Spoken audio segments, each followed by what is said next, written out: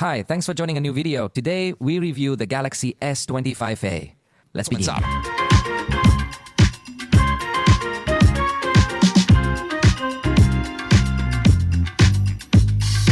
up? As you may know, Samsung's FE series devices are somewhat streamlined to meet a certain price point.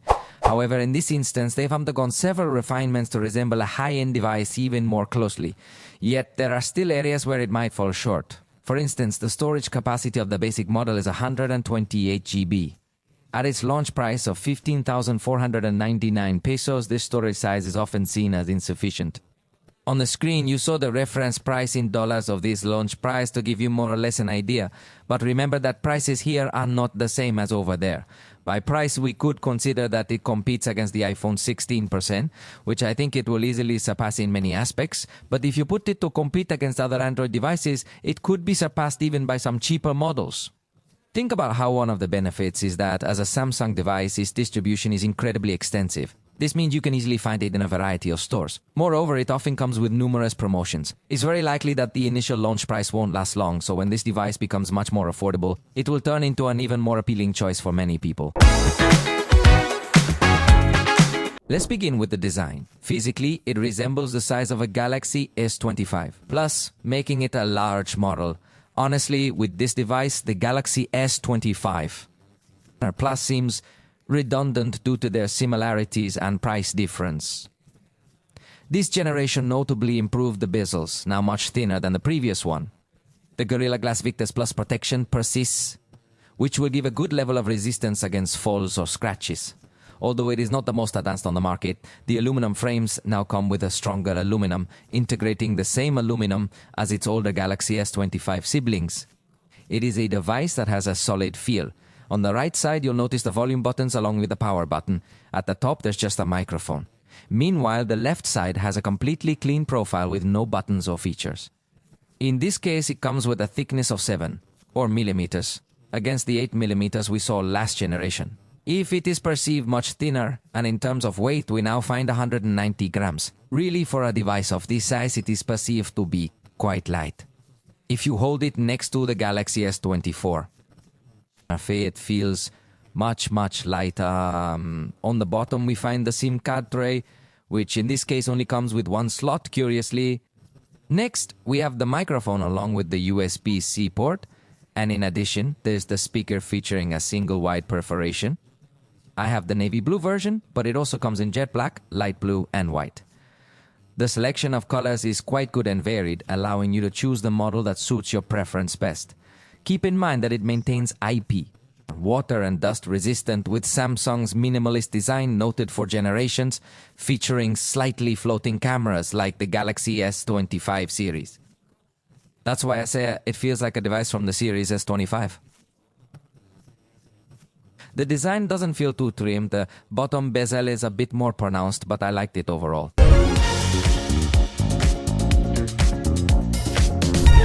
The screen will be 6-7 inches, that's why I tell you it's very similar to the Plus model of the Galaxy S25 series. It comes with a resolution of 1080 x 2340 pixels, reaching a pixel density of 384 pixels per inch. I think it's high enough, without being the highlight of the industry or anything like that, but we are in front of a dynamic AMOLED 2X panel, which is the same technology that Samsung uses in its high-end, so it's very good. In this case, it comes with 2 color calibrations for you to choose whether you want more saturated or less saturated colors. And within the advanced settings, you also have a specific white balance or intensity calibration. The color balance can be adjusted so that you can achieve a representation completely to your liking.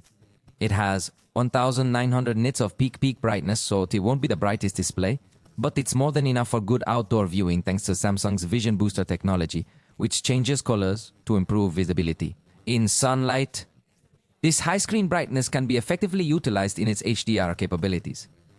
When you watch content on platforms like YouTube, Instagram, Netflix, and other apps, you will be able to enjoy an ultra-realistic viewing experience, with certain areas appearing brighter than others. Naturally, the content captured by this device will also reflect these capabilities, providing a visually stunning look. In the advanced feature settings, we will discover this Super HDR effect. It will automatically adjust the screen's contents to be viewed in HDR, although it might use a bit more battery. The screen's minimum brightness is also quite comfortable. When you combine it with eye protection and night mode, I believe you're going to achieve excellent capabilities. Consider that the view protector not only puts the screen with a yellow filter, but it could also reduce contrast and change some colors for good viewing at night. And it also comes with the extra dimmed mode to further lower the brightness. Within the accessibility options, finally, it is a 120Hz display that perfectly complies with fluid movements. No negative points here. The sound has also been brutally improved. It maintains the stereo capability of the last generation but sounds much better now. The presence of bass frequencies is much more marked and maintains this wide sound. Let's listen to a small test, but remember that it is not the same to listen to it live.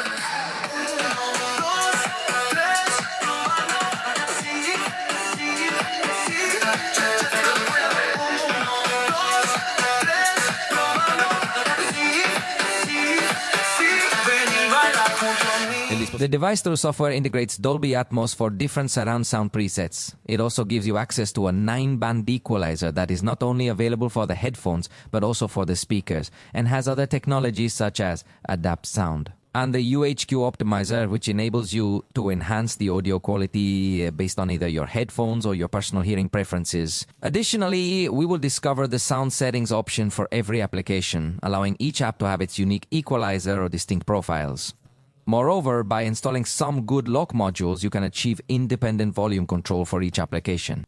What you do have natively integrated from the system is the independent application sound, which allows you to send the sound of some applications to Bluetooth devices while keeping the sound of other applications in the same speaker of the cell phone. Ideal, for example, to be playing music at a party while you are watching a video on your cell phone without fear that it would play on the speaker. Bluetooth doesn't include the headphone jack as one might expect, yet it does incorporate high-resolution codecs like aptX, LEAC, or Samsung-specific SSE codec for excellent playback quality with wireless headphones. Regarding microphones, there are 3 units in total. However, it's possible there might be another microphone hidden beneath the floating cameras. Let's wait and see during a test call to confirm this.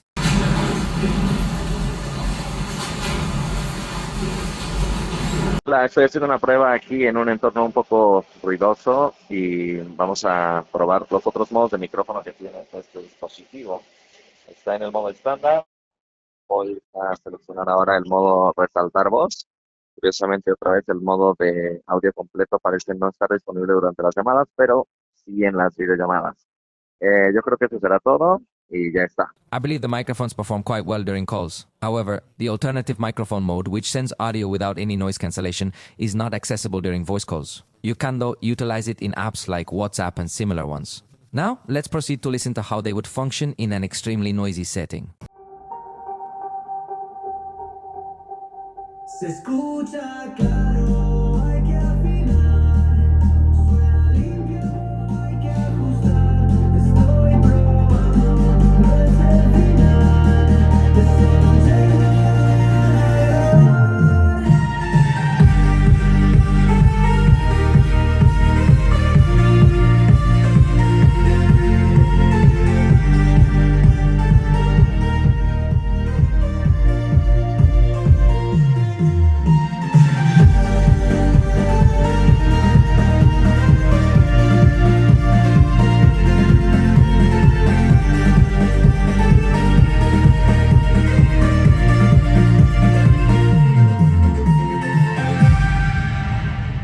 They definitely perform well, preventing distortions from saturation and such. So, for concert recordings, you'll get good results. Finally, in this segment, note that the device includes an X-axis vibration motor, providing a satisfying feel in hand, matching expectations for its category, even though the operating system isn't fully optimized for extensive feedback across various interfaces. The front camera is 12 megapixels, featuring an f2.2 aperture and a fixed focus. It offers improved resolution and aperture over the previous generation, yet it still maintains fixed focus. To access the camera quickly, simply double tap the power button. You can repeat this gesture to switch to the front camera, making it quite convenient. This gesture works whether the screen is off or on. Anywhere you can turn it on. Take note that we're going to experience a rather quick and snappy response from the front camera. Additionally, we have the ability to access burst mode by sliding down the shutter, a feature that not all devices include. Moreover, we will also have available. The palm gesture is used to activate the camera's shutter. Additionally, we have the option of using 2 wide-angle lenses available for this camera. Up at the top, we can enable the motion photos feature, which allows us to see a short video clip of our photos, helping us to relive those special moments with different styles. The effect can be a bounce, slow motion, or it can even be disabled entirely. This is entirely up to our preference. Additionally, we will discover the button that allows us to activate various color filters. As you may notice, these filters offer substantial customization options. You can even design your own preset using an image from your gallery, ensuring that the colors appear very similar to those in your photographs. Observe that it makes an analysis and ready. It transforms our colors to be able to apply with a single color. If you do not notice the buttons up here, do not worry at all. You can simply click this button to reveal all the options, because by default they are hidden from view. However, when you use them for the first time, they will appear in that section. Additionally, here you have the beauty effects, which come with 4 distinct parameters. Each of them has its own intensity adjustment. And we will also find this button that lets us choose between 2 color options, warmer or natural tones, based on your preference. Let's see the results. Color and detail look right, but at detail level, if it requires you to be at a very specific distance, it still has a good range, and being far enough away from the camera maintains this good level of detail. But if you want to highlight some detail of your face or bring some object closer, the device will not be able to focus it. In backlit scenarios, the preview is still not very well optimized, although note that after you take the picture. If you manage to optimize highlights and shadows well to avoid the burnt areas to remain, that way if you manage to make a good balance and equilibrium. During the night, it continues to perform well in terms of managing noise. You might notice a slight graininess, but I believe it strikes a good balance between controlling noise and maintaining detail. In the darker areas, the noise reduction becomes more aggressive, yet the outcome still seems quite satisfactory. Although you may begin to observe some details that appear a bit artificial, overall, it maintains a good appearance. If you utilize the screen in the capacity of a flash simulation, interestingly, the outcome decreases in quality level. Observe how it appears without this artificial flash effect. It's clear that the picture maintains a very high quality, and indeed, this would be considered one of its significant strengths. At night photography with the front camera shines, even in portrait mode, showing good performance in similar lighting. During the day, portrait mode also performs well, even in backlit conditions, keeping objects focused. In fact, Samsung also integrates some other portrait photography modes with different effects. On the back is a 3-camera system, ultra-wide at 13mm f aperture, 12MP, fixed focus. Like last general, the main camera is 20mm f1.8 autofocus, optical stabilization, 50MP sensor, same as last general. It lets us crop within the sensor with a 2x zoom. Then, we move to the 8-megapixel camera featuring a 76mm lens with an f2.4 aperture, autofocus and optical stabilization. Basically, it is the same camera system as the last generation. Here in the rear camera, we will also find a very good shutter response speed for fast and agile pictures. Sliding down, we also access the burst, which can reach up to 100 photographs in our test, trying to capture the number 3. Note how accurate the capture is, very fast and very agile. Here it responds very well, and the burst as well. It's important to note that beginning the process takes only a brief moment, and the interval between one photo and the next is minimal. This makes it quite simple to capture the precise moment you're aiming for. Additionally, we will discover the same options for moving pictures and the filters that we observe for the front camera. Tapping the screen lets you adjust exposure and focus. For advanced settings, use professional mode to access ISO up to 30,200, shutter speed up to 30 seconds, compensation, focus, and white balance. You can also enable more metering options here, so you have a variety of very good options. In fact, from the menu, you can still access even more customization, such as tone, highlights, shadow, saturation, and tint for a very specific photograph. It also supports RAW photography, although you need to enable it directly from the camera settings.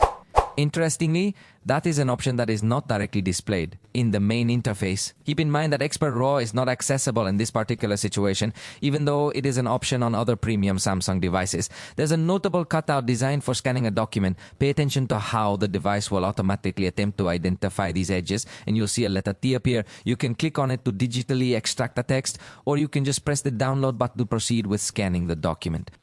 Just keep in mind that it won't apply any extra color filters or let you add multiple pages, so it's somewhat of a basic scanner. However, it does trim the edges, but there are other devices available that have a more advanced scanner fully integrated into the camera. In this scenario, you could consider using the Google Drive scanner as an alternative, especially for QR codes.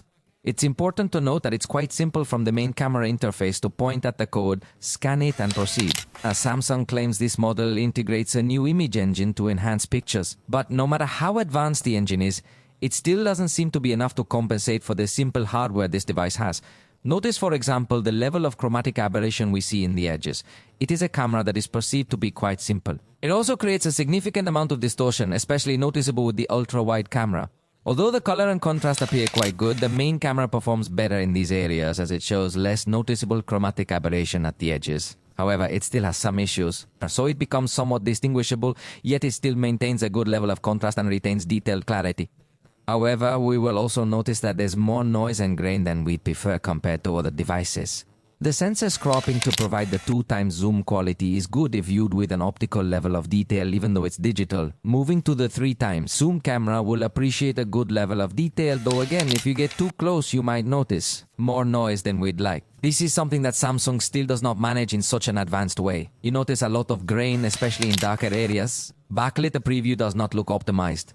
Notice how burnt it is both with the ultra-wide view and with the main camera, but the results after processing the image are positive, although with the ultra-wide camera, it could reveal even more chromatic aberration, but I think it does manage to balance highlights and shadows in a positive way. With the main camera, something similar occurs. However, it does appear to be somewhat overexposed, especially in the areas that are the most brightly lit. In this particular scene, which is one of the most intricate and challenging we encountered, the 2x digital zoom crop aims to retain optical quality.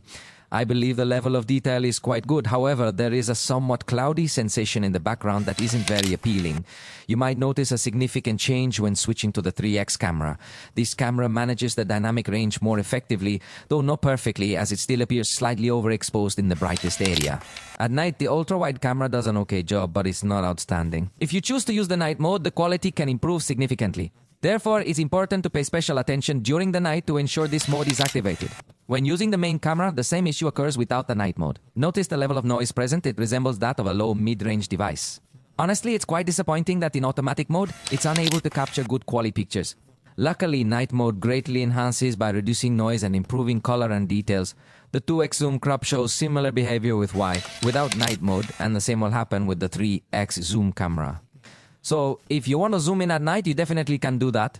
If there is no lighting in the frame, you won't achieve a good result. In such cases, it will automatically activate the night mode for you without any need for your intervention. It's important to note that in these scenarios, even the photographs may look a little more light and natural. That is, it may even give the impression that it was daytime, giving photographs that do not look as natural, with colors that are much more saturated than normal. For distant photography, the device lacks extra options, which means you are entirely reliant on the main camera's capabilities. Attempting to zoom into the sensor might yield slightly better details depending on the scene you capture.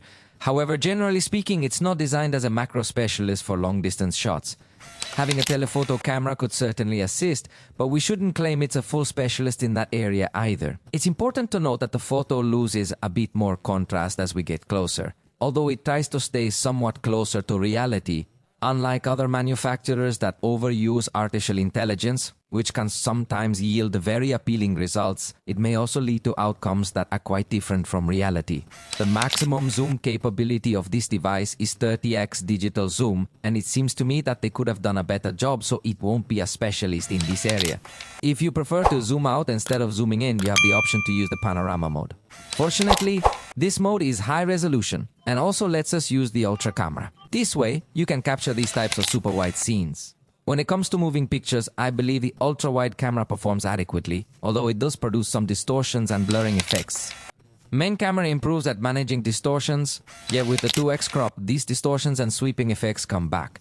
The 3x camera shows less sweeping, but it does have significant distortion, especially during really very fast movements. Additionally, the device includes a high-resolution mode for the main camera, which enables us to crop and extract pictures, while still maintaining an excellent level of detail. This is one of its highlights. because it does take advantage of the full information of the sensor in this type of photographs. And finally, for portrait photographs, I think it does a good job, although it does not have an accurate 100% detection in the smallest gaps. But the bokeh effect generated in the background is nice, and it does keep the objects in the foreground in focus with good quality. However, the ideal approach would be to apply some zoom to achieve more professional-looking pictures that offer a telephoto perspective. In this particular case, enables you to take photos with 2x or even 3x zoom. The outcome generally looks quite nice, however, in this instance it strangely failed to detect the background properly. You can observe how it kept the distance sign in focus. It's common for smartphones to have some inaccuracies. Yet in a device this costly, I believe mistakes like these are not easily overlooked. If you use only the telephoto camera, a natural bokeh effect will create a subtle background blur. For video recording, we will find that 8K at 30 frames per second is the exclusive maximum resolution available for the main camera. Additionally, we can record in 4K at 60 frames per second using both the main and front cameras. The maximum compatibility across all cameras is 4K at 30 frames per second. The interface for video recording will be very convenient to use. Also note that options such as HDR appear at the top, which is enabled by default, but you can disable it there. Also, we will find other menu options like exposure compensation, useful for recording dark objects. There's also an automatic framing option that uses the ultra-wide camera to zoom in on a person, keeping them centered in the scene. Please note that during recording, you can also see buttons for taking pictures, pausing and resuming, turning on the flashlight, and even rotating the front camera, all without stopping the video. This is something that few devices offer, so it's one of its standout features. You also have a slider here to easily manage zoom, and of course we can tap to adjust exposure or focus. But you know that for more advanced options is available the Video Pro mode, where we will again have available parameters such as ISO, shutter speed, compensation, focus and white balance. Besides that, in the additional menu, you can choose the microphone audio source, whether it's omnidirectional from the phone or a USB or Bluetooth accessory, even mixing device and Bluetooth mics. Here, you also have the audio monitor, which can be appealing. Here's an example of the recording in 8K, the usefulness of which would be to apply a crop to zoom in and still maintain good detail, although it is perceived with a bit of noise. Obviously, seeing this resolution on a cell phone is quite a lot, so the video has to be compressed a bit more. Generally speaking, that would be its usefulness even if you don't use it often. Now, here is another example in 4K at 60 frames per second, just to show you the level of fluidity it can achieve when combined with a high level of detail. However, the rest of the test will be conducted in 4K at 30 frames per second. It's important to note that the ultra-wide camera actually has a rather basic quality. You can see quite a bit of noise around the edges, along with significant chromatic aberration and blurring on those same edges. Honestly, it's a very basic camera, especially considering the cost of this cell phone. Now, switching to the main camera. If we observe an enhancement in the details and the overall quality of the image, it's important to note that sometimes it might overexpose the brightest parts. However, if you allow it a chance, it might achieve a well-balanced result. Keep in mind that this potential for improvement can make a significant difference in how the image is perceived, offering a good balance despite the occasional overexposure in the brightest areas. With 2x zoom, unlike photography, it doesn't keep 100% optical quality, it seems digital. At 3x, it's perceived as digital zoom.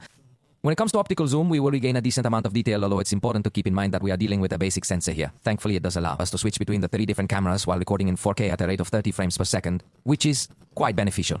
Per second. In backlit scenarios, note that the ultra-wide camera is going to be perceived super simple. The edge area between highlights and shadows generates a lot of chromatic aberration and looks really very bad. Here it is noted that it is not a completely high-end device. Its result is not disastrous, but being part of the S family, we expected something better. The main camera does have a much more advanced behavior, although the change in exposure when it detects or stops detecting the face is a little noticeable. But it is not such an aggressive change, and I think it does balance enough lights and shadows. When switching to the telephoto camera, we observe a commendable performance. However, it's worth noting that the shadow regions appear somewhat darker than we typically expect, accompanied by slightly increased noise levels. Despite these factors, I believe the outcome remains satisfactory.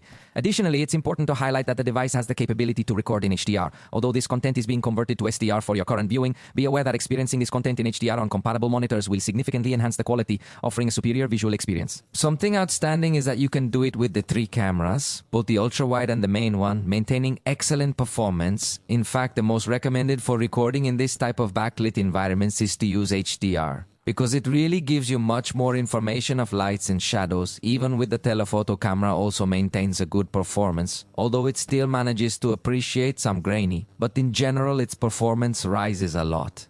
Recording with this HDR mode at night, note that the ultra-wide camera is really very weak. It fails to pick up too much illumination, and to avoid that much noise appears the video is seen with very little. A small detail that changed to the main camera is noticeable but not outstanding. There's still noise and little detail, though it has more light than the ultra-wide camera. A video still seems to have a low frame rate. When framing where there is a light source, it does not perform well. This device is quite poor in night video recording. None of the settings surprised me. I've even seen cheaper mid-range devices perform better in night video recording. I wanted to give it another chance by recording closer to these scenarios, hoping the main camera might reach a better performance, to enhance slightly if there's closer lighting. However, it excessively darkens the shadowed areas. Honestly, I was really quite disappointed with this recording. As for stabilization, Samsung does a good job. The ultra-wide camera balances movements perfectly when walking around, even in 4K at 30 frames per second. Even if you start running, it still looks good with this ultra-wide camera. As for the balance of the movements, although it is not totally perfect, but I think it does a good job switching to the main camera. Obviously, the movements can become more accentuated, but having optical stabilization when walking, I think it is good enough, and when running. If you can skillfully balance the phone in your hands, the camera can be cleverly disguised. However, any abrupt or sudden movements will be quite noticeable. With the telephoto camera, you will notice a good result if you manage to balance your hand properly, as it is equipped with stabilization. It is optical, meaning it is seen as high quality. When using the super stable mode, the resolution decreases slightly, but keep in mind that even while running, it will stabilize movements more effectively. The sharpest movements are ideally captured with the ultra-wide camera, though it also permits switching to the main camera, where you'll observe an even greater difference. The stabilization level achieved, as even abrupt movements are better compensated. The focus is quite good, although it is not an extremely fast focus at all. However, it appears to me that it responds quite well and is also quite accurate. It doesn't seem to hesitate much at all. Samsung really has this well mastered. It's even worth noting that focusing from a very close distance shows good capabilities. Keep in mind that the ultra-wide camera has a fixed focus. Yet the telephoto camera is also capable of adjusting its focus to a sufficiently good distance for macro scenes. So in this regard, it does not disappoint at all. It performs rather well. As for the zoom, we already saw that the picture can go as far as 30xy. In this instance, video will achieve a zoom of 12x. Since the telephoto camera lacks a sensor with a very high resolution, this results in a grainy or pixelated feel that is quite noticeable, particularly when adjusting the zoom. Once it stabilizes, the quality can improve in that regard. But the truth is that the zoom is not going to become so prominent in video recording. Fortunately, the change between one camera and another is not perceived as abrupt, but if you notice, that fails to maintain the same color between the three lenses, although it makes a good effort. It is noteworthy that this device also includes a portrait recording mode in 4K, which is a feature that only a few devices offer. This capability could make it stand out significantly in terms of its compatibility. However, in my opinion, the edges are not detected in a very natural way. You might notice a cloudy and flickering effect on the edges, which can give off a somewhat artificial feeling. Fortunately, this effect remains consistent even when the face detection is interrupted. It's important to observe that the intensity of the blur varies based on the person's distance. When the person is closer, the blur becomes more pronounced, and conversely, when they are farther away, the blur's intensity increases significantly, which is great as it feels more natural. However, it can keep objects in focus, making them blur, which isn't so positive, though some objects can stay focused, more or less, in focus. Therefore, it will largely depend on the specific situation you are filming in. However, it could indeed be a positive thing, particularly due to the compatibility with 4K that we will also encounter. The hyperlapse mode for quick captures, consider it can go from 5 times, helpful for moving people. When walking and you want to just slightly speed up the video, it stabilizes well and records in 4K, which is a great feature. However, it can only reach a maximum of 60 times acceleration. This can feel a bit limited, particularly when compared to other smartphones that can accelerate video to over 1,000 times. Therefore, for certain very specific landscape scenes, it might not be quite enough. Slow motion can reach 120 frames per second in 4K, providing good detail and appropriate slowness. This could be a highlight as it's uncommon in this category. Typically, this segment doesn't reach 4K. If you want slower, you can go to 240 frames per second, though the quality drops to Full HD.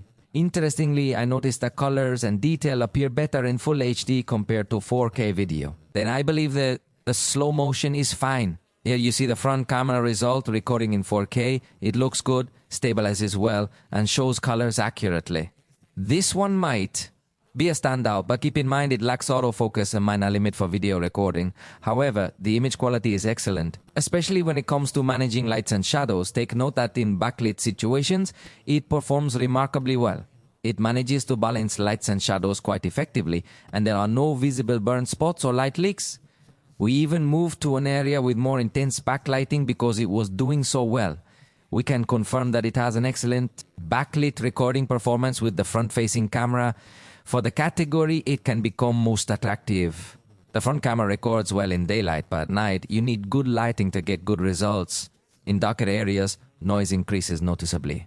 This camera needs good lighting for quality in tough conditions. It's more noticeable that it's not a true flagship device yet. Consider the fact that it also includes an integrated slow motion mode, allowing you to record various creative scenes, even though it's only in full HD. However, its inclusion is appreciated. Additionally, we find the fast camera mode, which behaves similarly to the rear camera mode we observed. This feature is particularly beneficial for capturing movements of people. It also includes portrait mode recording. On this device, to be able to blur the background, it looks better than with the main camera, and consider that it is also in 4K. So, to give a more professional feel to your videos, I think it could be a useful mode, especially if you are not having too many movements or irregular objects in the foreground. And for blogging, note that we'll also find dual capture mode available, although in this case it can't be in 4K, only full HD. Observe that the frame features rounded corners and can be repositioned. It also retains the autofocus functionality for the rear camera, but it doesn't permit zooming in before initiating the recording. You must select the two cameras you wish to utilize. I believe this implementation isn't the best we've encountered, especially since other manufacturers enable dynamic switching between rear cameras. Then you need to stop the recording and start it again.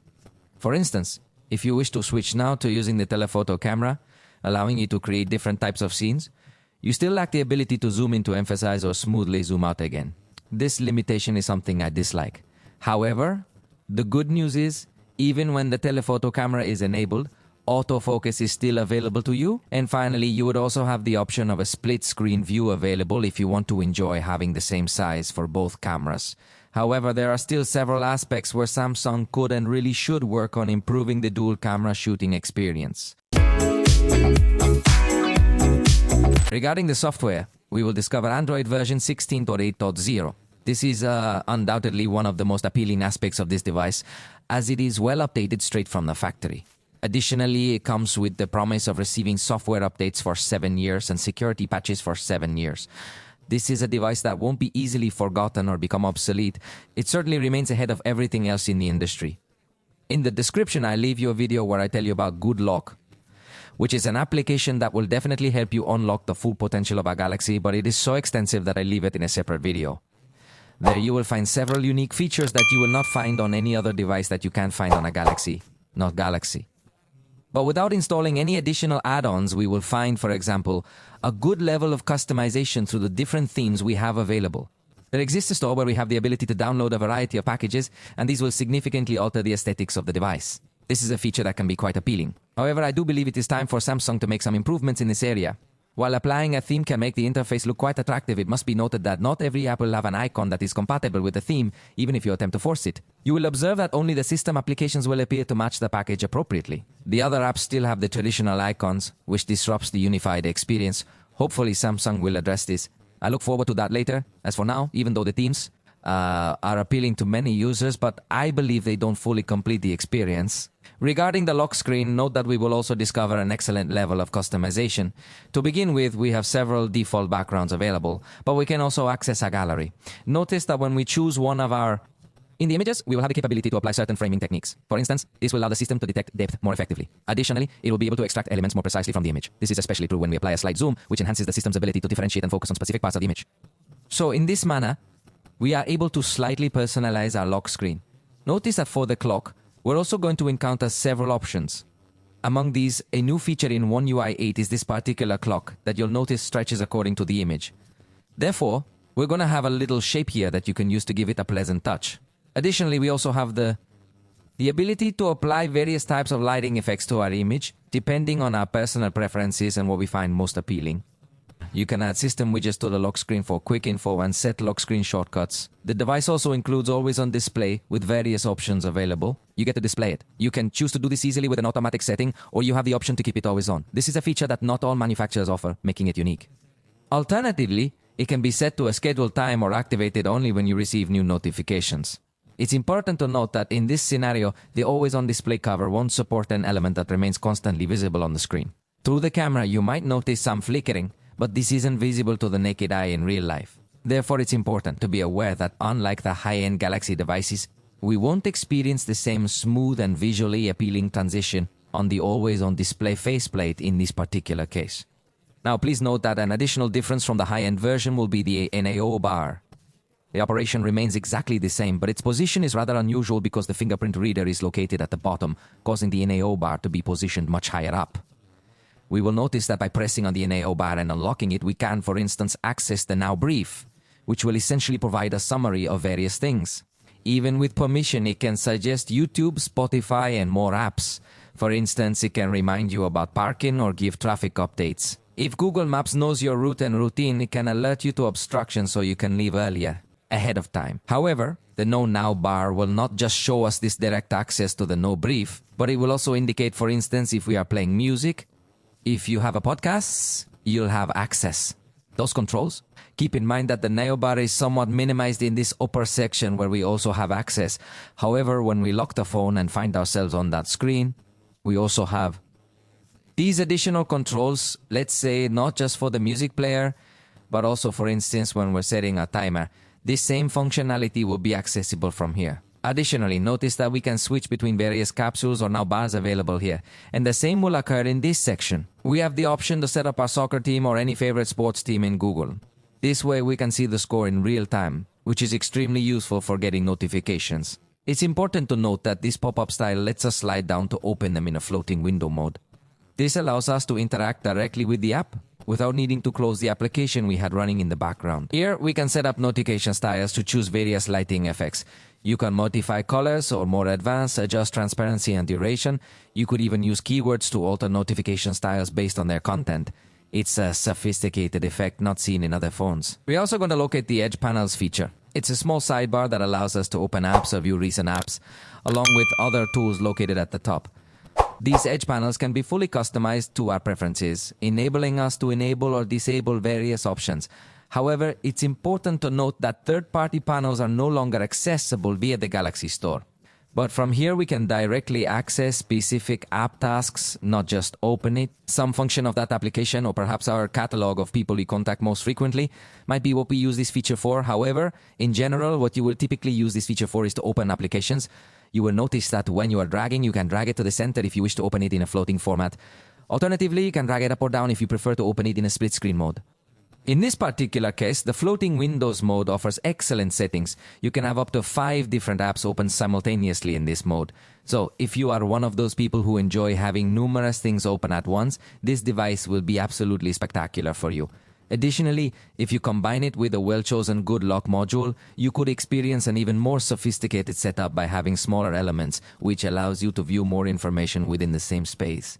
We can hide them by sliding to screen edges and tap to show. We can resize, move, or minimize them into floating bubbles on the screen. We can also change the view style to keep control buttons visible instead of hidden. It will completely depend on your personal taste. The truth is, Samsung has significantly advanced the multitasking experience, and it continues to be. However, the screenshot feature isn't as advanced, as it only has this gesture that can sometimes be a bit complex, unlike most manufacturers who offer the simple gesture of sliding 3 fingers down.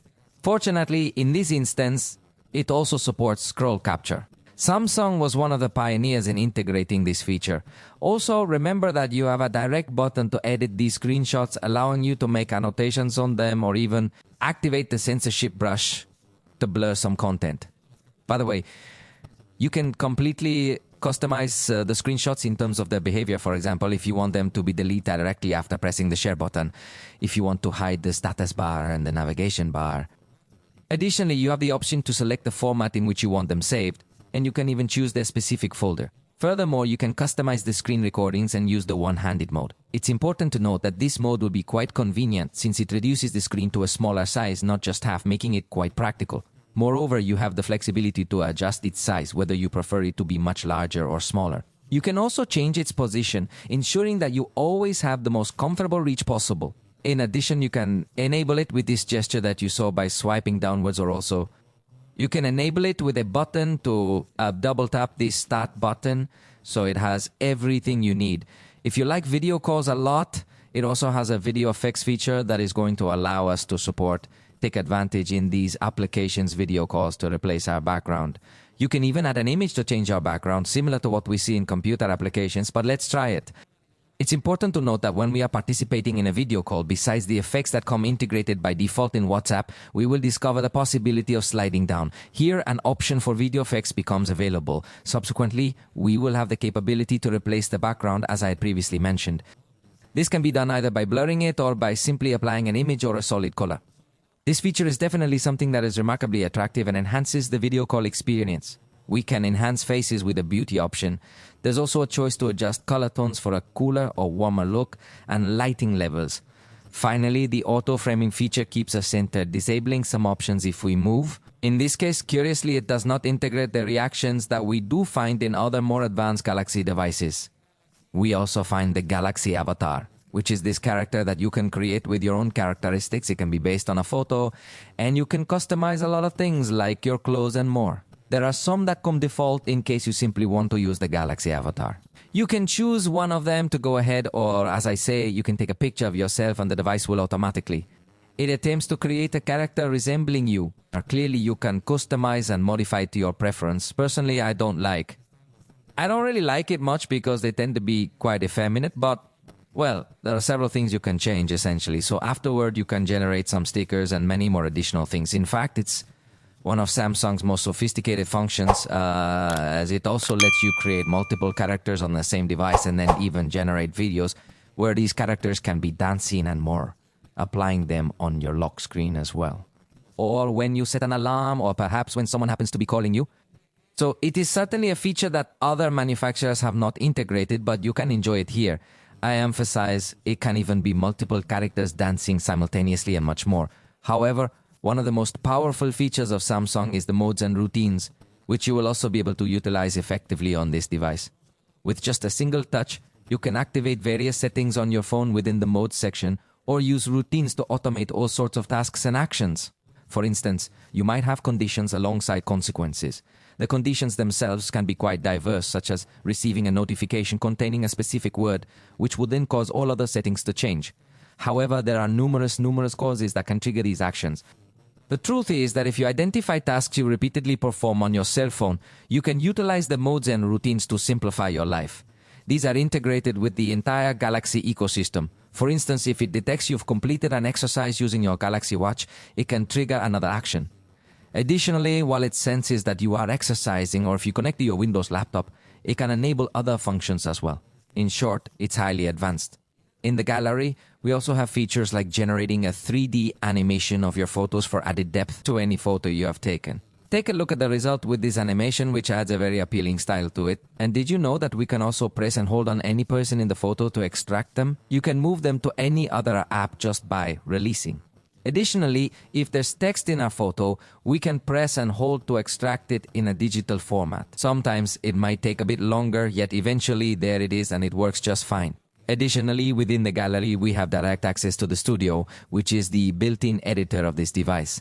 Although it is not extremely sophisticated, it is quite useful for basic editing tasks without any watermarks or similar issues. You can take advantage of it to join several videos, add some stickers, make annotations, change the music, and even add some basic titles. When it comes to artificial intelligence, Samsung was a pioneer in adding these features to cell phones, so we'll have many options. A new feature on Galaxy devices is in the phone settings. Here we can find the text call option, which lets us answer calls without speaking. So the device is going to be helping us out a little bit more. You have the option to select your preferred language. And here we have these quick response options that we can press, allowing the device to read them aloud for us. Additionally, you can choose to have the voice of the other person who is talking to you played back, as well as display the transcript of the conversation on the screen.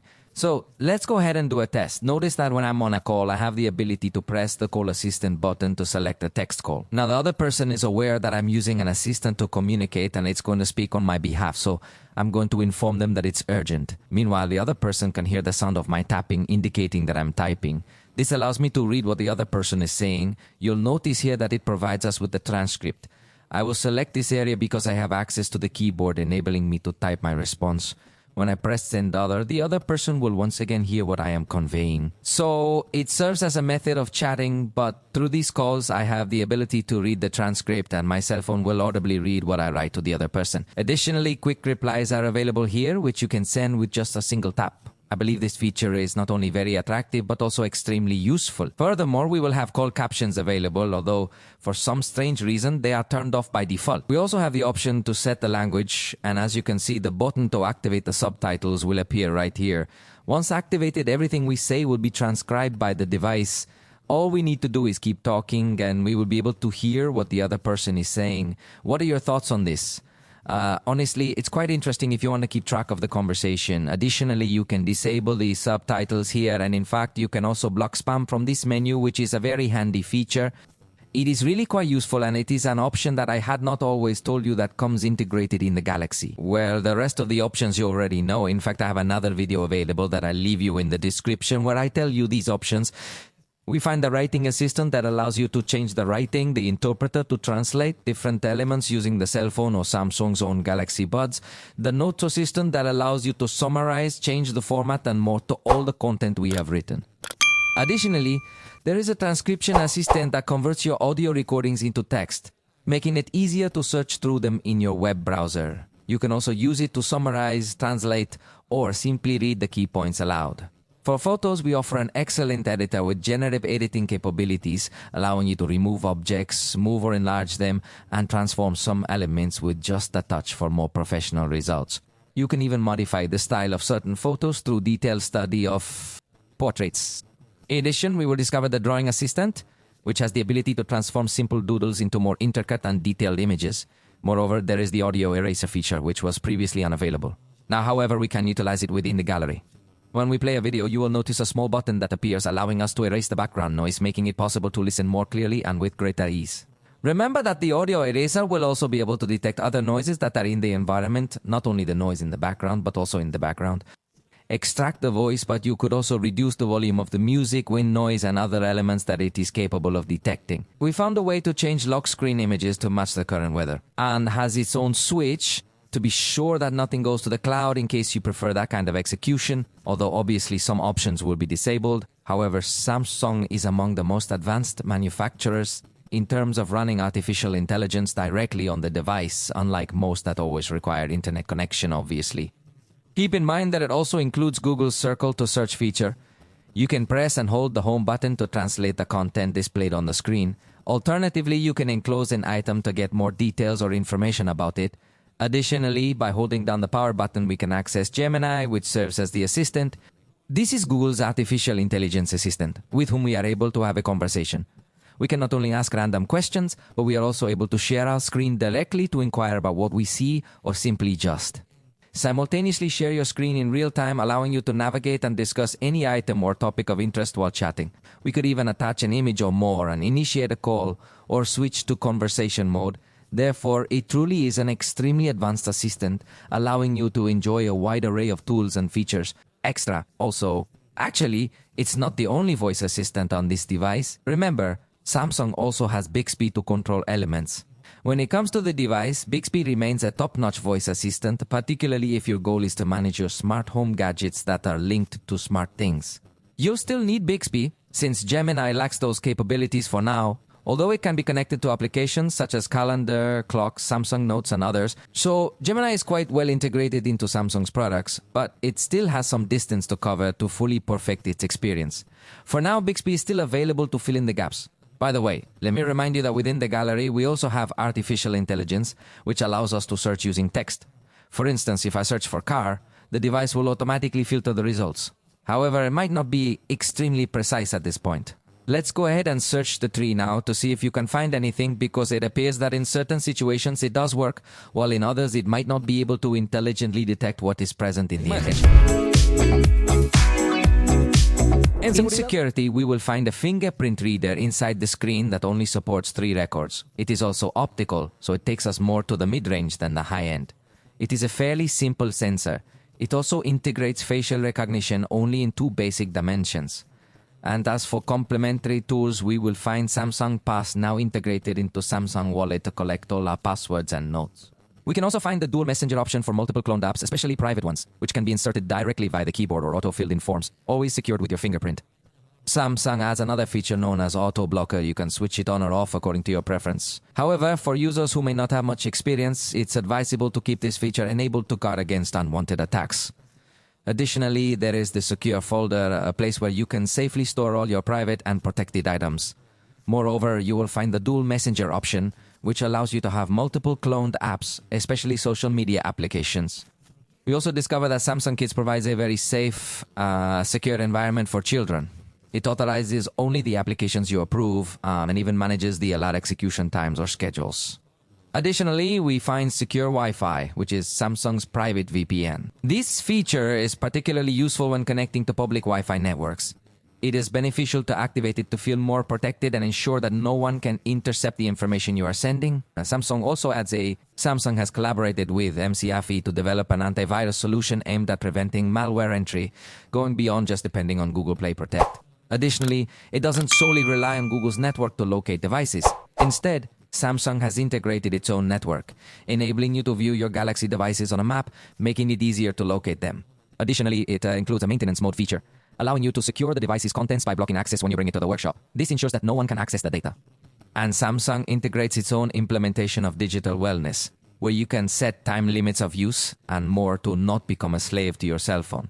In addition to all this, Google integrates several other features on all Android devices, which I tell you in another video that I leave you in the description if you want to delve even deeper into the security options that you have available on this cell phone.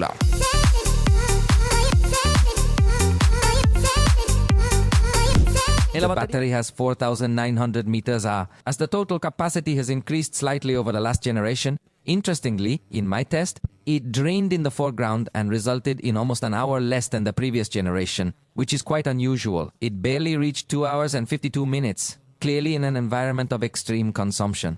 Which isn't daily, but if you enjoy playing very heavy content, the battery won't perform well, or if when editing particularly heavy video files, you will notice significantly higher power consumption as well. With the drainer running in the background, the device managed to last 6 hours and 6 minutes.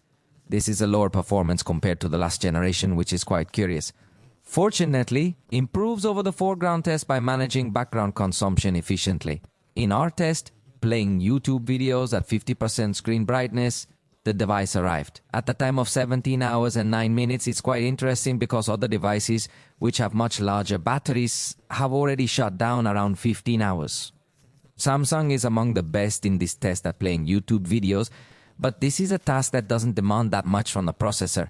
If you put too much demand on the processor, the battery will drain very quickly. So, battery life depends on your day-to-day life. Surely some users will require the power-saving mode, which fortunately is available in two options, one normal and one that can become a bit more extreme, restricting more activities. In emergency situations when your battery is dead, you have the option of using the 45 watts charger. It's sold separately, yet it represents an upgrade over the previous generation that only supported charging at 25 watts. During my charging test, after 15 minutes, the battery reached 38%. After 30 minutes, it went up to 60%. And then the charging process slowed down a bit, with the charge completing in 1 hour and 10 minutes. As you can see in the graph, it gets to take advantage of high power quite well in the first few minutes of charging. I think it has improved significantly here. It also supports 15 watts wireless charging and also has reverse wireless charging to be able to put to charge some accessory on the back of this cell phone, giving us a completely high-end experience. To protect the battery, we are going to find intelligent charging. We also found that it can learn your routine to charge slower in the evenings or also charge lock if you need to have it always plugged into the power.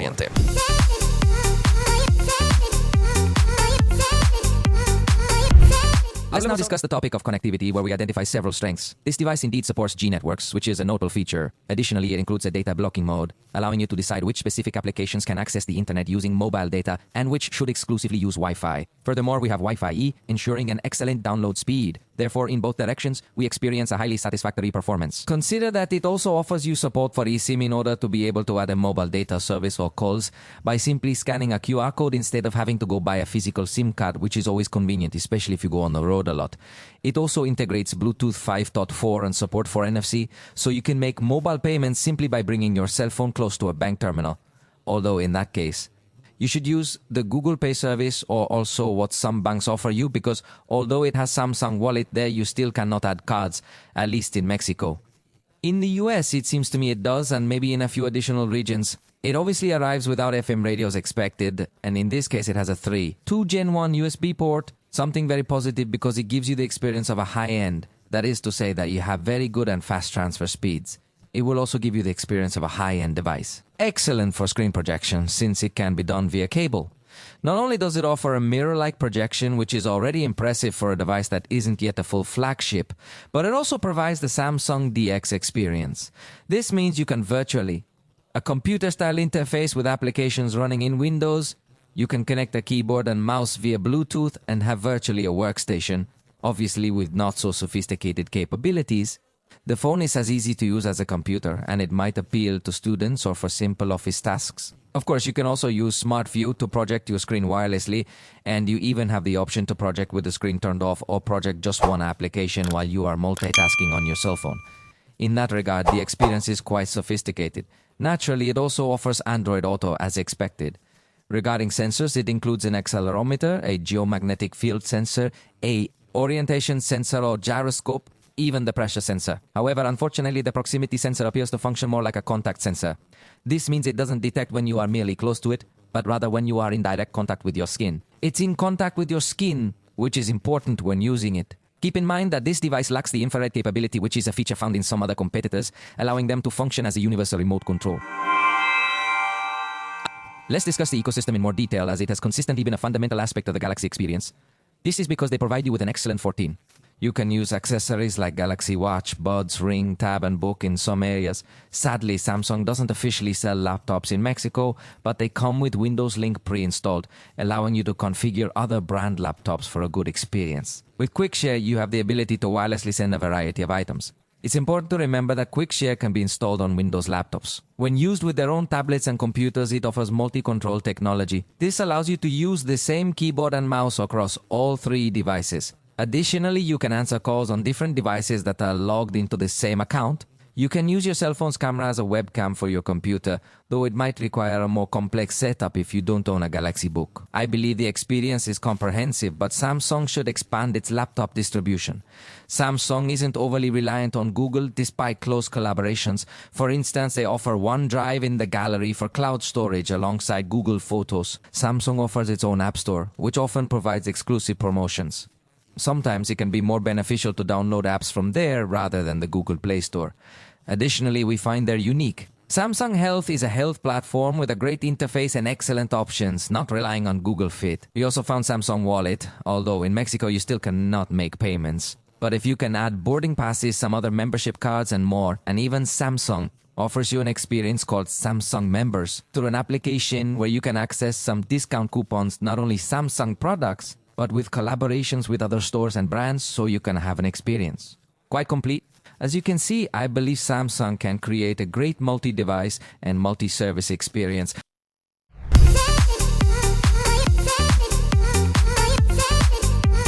Let's test how fast it opens apps. The Galaxy S25 FE, which has the Exynos 2400 processor built on a 4nm process, its fastest core goes up to 321 Hz. It also comes with 8 GB of RAM and 128 GB of storage. As you can see, it took on average about 8 seconds to open each application.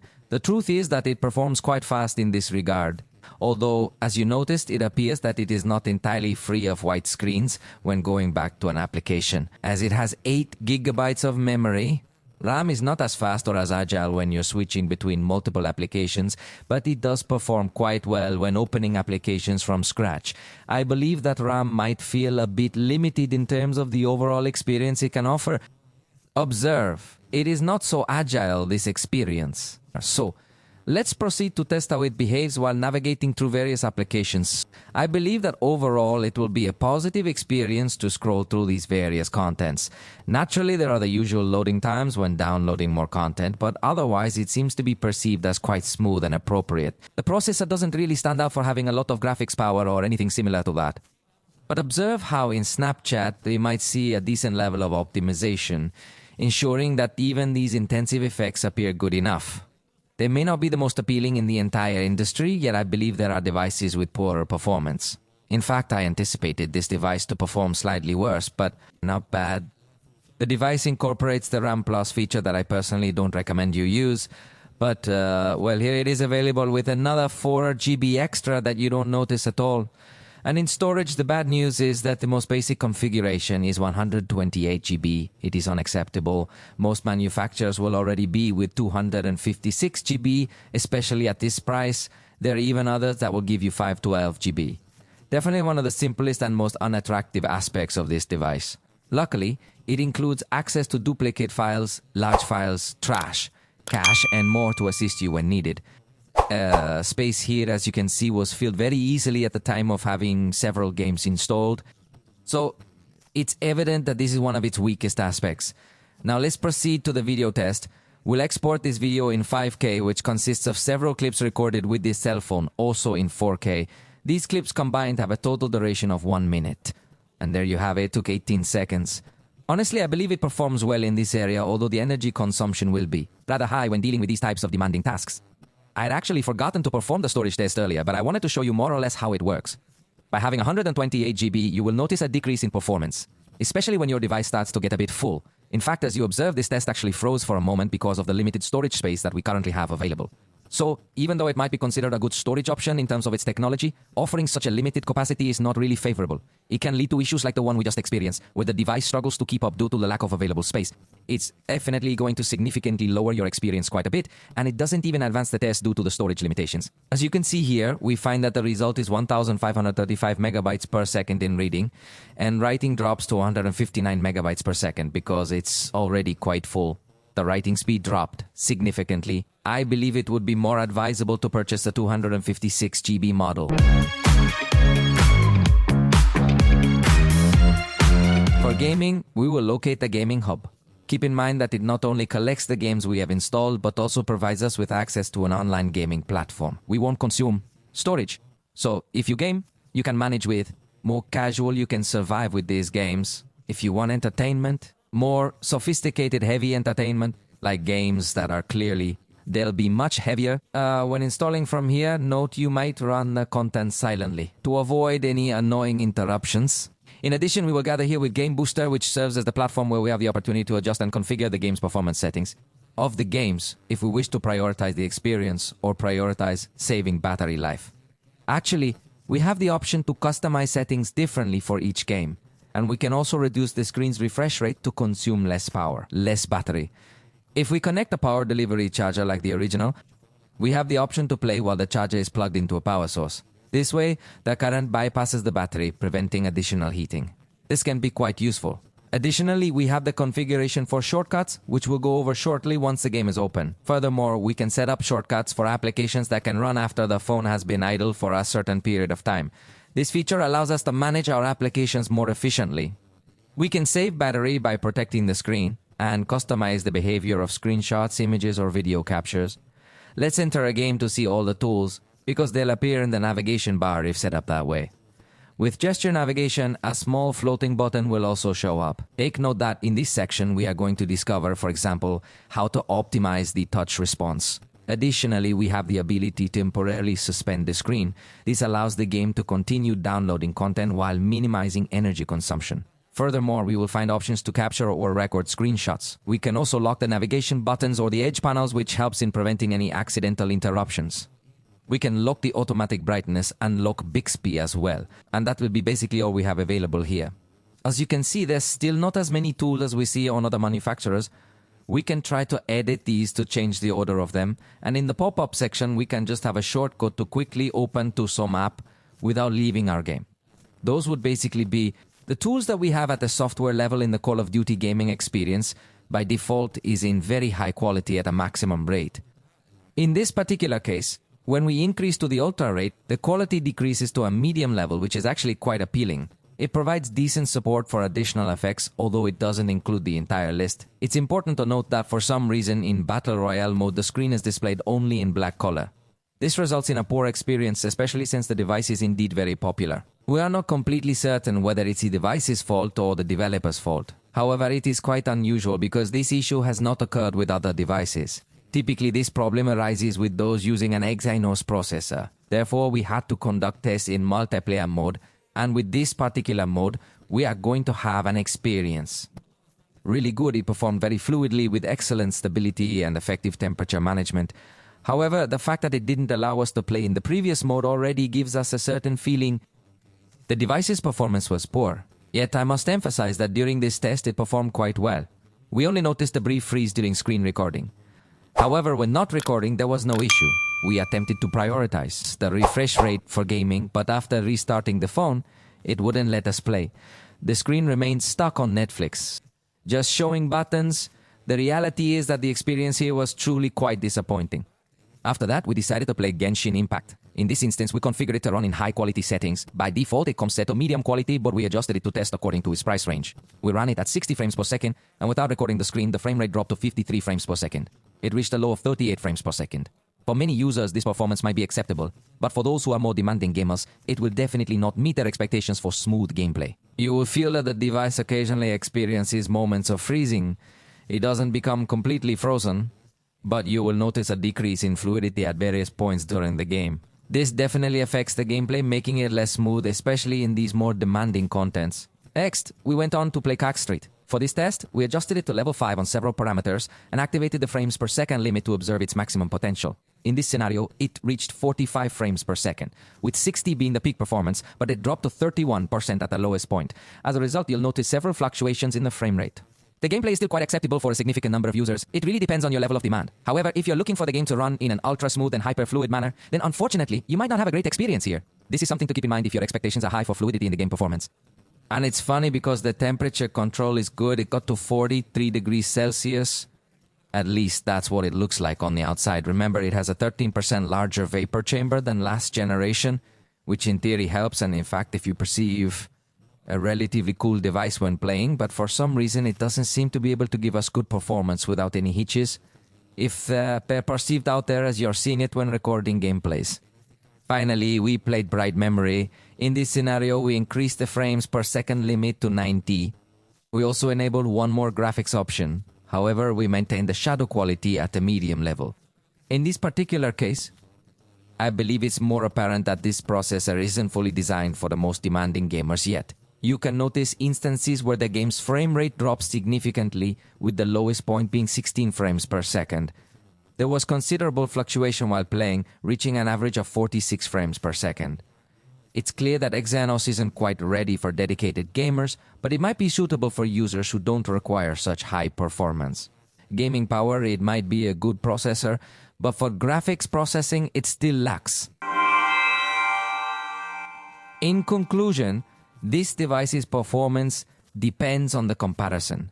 If you're choosing between this and an iPhone in the same price range, this device likely excels in many areas. However, if you're unsure whether to buy this or compared to other Android devices, it is likely to be outperformed in various categories. We discovered a sophisticated and polished design which appears quite appealing, along with an excellent screen and sound quality. However, the camera experience is notably the area where it still feels not as advanced. It's not that the camera is inadequate, but it closely resembles what we have seen in older Galaxy devices from several years back. Nowadays, many Android manufacturers are improving a lot the camera experience, but this device is perceived as a very good camera. It seems somewhat stagnant, however, when you compare it to the iPhone within the same price range. This device offers 2 extra cameras that certainly enhance the overall experience quite well. Regarding video recording, I believe it meets the expectations, though I didn't find it particularly appealing despite its ability to record in 4K. As for battery life, it will suffice if you engage in basic activities. However, if you undertake tasks that demand significant processing power, this device will drain your battery. At the connectivity level, the experience is very good, especially because it comes with Samsung DX, something you're not going to find on iPhone or many other Android devices, so there it stands out especially well. But in performance, the truth is that the experience is bittersweet. If you're not going to play games, I think you can get to have a good, smooth experience, although with 8 GB of RAM can become a little short if you are one of those who open many applications at the same time. However, if you are going to play, the experience is really disastrous. I do not recommend it. There are even some games that will just black screen. You're going to see that it's going to be a little bit too long. So it is important to know that if you are a dedicated gamer, this option will disappoint you. But if you don't play or play very casual content like Candy Crush or similar things, I think the experience can be positive. And so, we've come to the end of this video. If you enjoyed it, feel free to let us know.